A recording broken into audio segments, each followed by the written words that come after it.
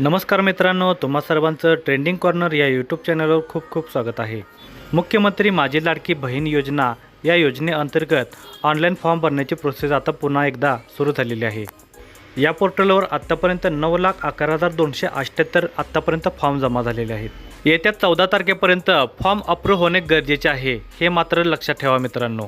Form भरण्याअगोदर registration करणे गरजेचे आहे. त्यासाठी आपल्या स्वतःचं आधार कार्डवर जे नाव आहे ते आधी सुरुवातीला टाकून घ्यायचं आहे. त्यानंतर आधार कार्डला जो मोबाईल नंबर लिंक आहे तो टाकायचा, पासवर्ड टाकायचा, त्यानंतर कन्फर्म पासवर्ड टाकायचा. दोन्ही पासवर्ड सेम असले पाहिजेत. डिस्ट्रिक्ट निवडायचं, तुमचा जो जिल्हा आहे तो निवडायचा. तुमचा जो जिल्हा आहे तो जिल्हा या लिस्टमधून अचूक निवडा. त्यानंतर तुमच्या जिल्ह्यातील तुमचा तालुका ह्या लिस्टमधून निवडायचा आहे. त्यानंतर तुमची जी ग्रामपंचायत आहे ती ग्रामपंचायत या लिस्टमध्ये शोधून अचूक निवडायची आहे. त्यानंतर ॲथॉराइज्ड पर्सन यामधून वुमन टाईप निवडायचं आहे. त्यानंतर ॲक्सेप्ट टर्म्स अँड कंडिशन बॉक्सवर क्लिक केल्यानंतर ॲक्सेप्ट करायचं आहे. त्यानंतर बॉक्समध्ये कॅप्चा जो दिलेला आहे तो आहे तसा कॅप्चा इथे टाईप करायचा आहे आणि त्यानंतर संपूर्ण माहिती एकदा काळजीपूर्वक बघून साईनअप करायचं आहे. साईनअप केल्यानंतर अशा पद्धतीचा इंटरफेस दिसेल. आता या ठिकाणी साईनअप करताना तुम्ही जो मोबाईल नंबर दिलेला होता तो मोबाईल या रकान्यामध्ये टाकायचा आहे आणि पासवर्ड टाकायचा. मोबाईल नंबर आणि पासवर्ड टाकल्यानंतर पुढे जो कॅप्चा दिलेला आहे तो कॅप्चा आहे असा टाईप करून घ्यायचा. त्यानंतर लॉग इन बटनवर क्लिक करायचं. मित्रांनो, वर दिसत असल्याप्रमाणे लॉग इन सक्सेस झालेला आहे. या ठिकाणी ॲप्लिकेशन ऑफ मुख्यमंत्री माझी लाडकी बहीण योजना या टॅबवर गेल्यानंतर आधार नंबर इथे विचारेल. ज्या व्यक्तीचा फॉर्म भरायचा आहे त्या व्यक्तीचे सगळे डॉक्युमेंट तुमच्याजवळ असणे गरजेचं आहे मित्रांनो. ॲप्लिकेशन्स मेड अर्लियर म्हणजे तुम्ही बनवलेल्या तुमच्या स्वतःच्या प्रोफाईलवर तुम्ही आत्तापर्यंत किती अर्ज केलेले आहेत ते या ठिकाणी दाखवतं.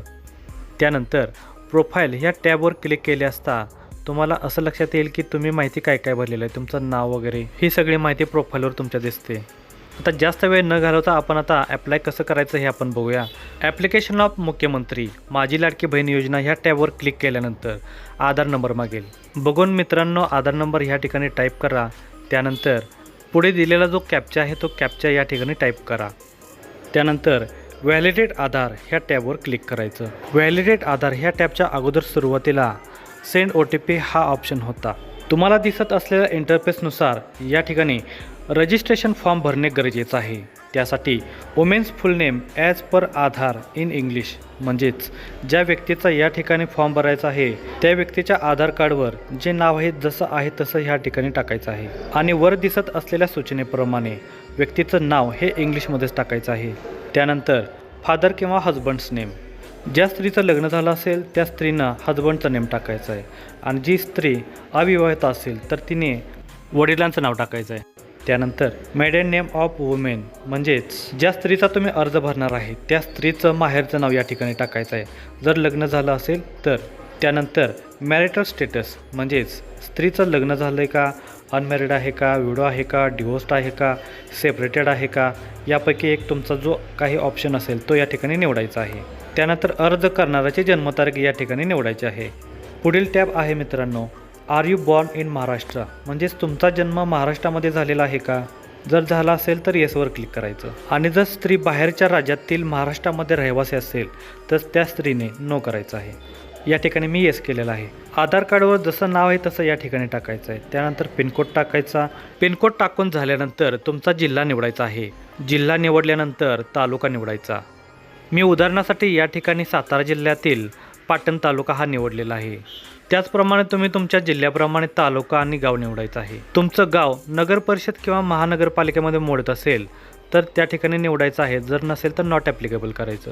ज्या उमेदवाराचा तुम्ही फॉर्म भरत आहात त्या उमेदवाराचं वोटिंग कार्ड जे आहे त्या वोटिंग कार्डवर मतदारसंघ निवडायचा आहे. या ठिकाणी तुम्हाला समजण्यासाठी मी इथं उदाहरणासाठी एक वोटिंग कार्ड घेतलेलं आहे. त्या वोटिंग कार्डवर दिलेलं आहे बघा. ही माहिती भरून झाल्यानंतर पुढचा टॅब आहे मोबाईल नंबर. ज्या व्यक्तीचा तुम्ही फॉर्म भरणार आहे त्या व्यक्तीच्या आधार कार्डला जो मोबाईल नंबर लिंक केलेला आहे तोच नंबर या ठिकाणी टाकायचा आहे मित्रांनो. त्यानंतरचा पुढील टॅब आहे are you beneficiary of any other financial scheme implemented by state or central government म्हणजेच तुम्ही शासनाच्या अजून कोणत्या योजनेचा लाभ तुम्ही घेत आहात का तर त्या ठिकाणी येस किंवा नो करायचं आहे. त्यानंतर ॲप्लिकंट्स बँक डिटेल्स यामध्ये सर्वात आधी बँकेचे नाव टाकायचं आहे. त्यानंतर बँक धारकाचे नाव, त्यानंतर बँकेचा अकाउंट नंबर, IFSC कोड हे सर्व काळजीपूर्वक टाकायचं आहे. पुढचा टॅब आहे is your bank account seeded with bank account if your bank account is not seeded then seed your bank account with Aadhaar. म्हणजेच तुमच्या बँकेला तुमचं आधार कार्ड लिंक केलेलं आहे का. या ठिकाणी मित्रांनो लक्षात घ्या, येसच ऑप्शन हा निवडायचा आहे. पुढील मुद्दा आणि शेवटचा आहे upload all the documents mentioned below. 5 MBच्या आतले फाईल मित्रांनो या ठिकाणी अपलोड करायचे, लक्षात ठेवा. पहिल्या ऑप्शनमध्ये आधार कार्डची पहिली बाजू या ठिकाणी अपलोड करायची आहे. दुसऱ्या ऑप्शनमध्ये आधार कार्डची मागची बाजू निवडायची आहे. त्यानंतर domicile certificate, birth certificate, school leaving certificate, ration card from 15 years ago, voter ID from 15 years ago, any one of this.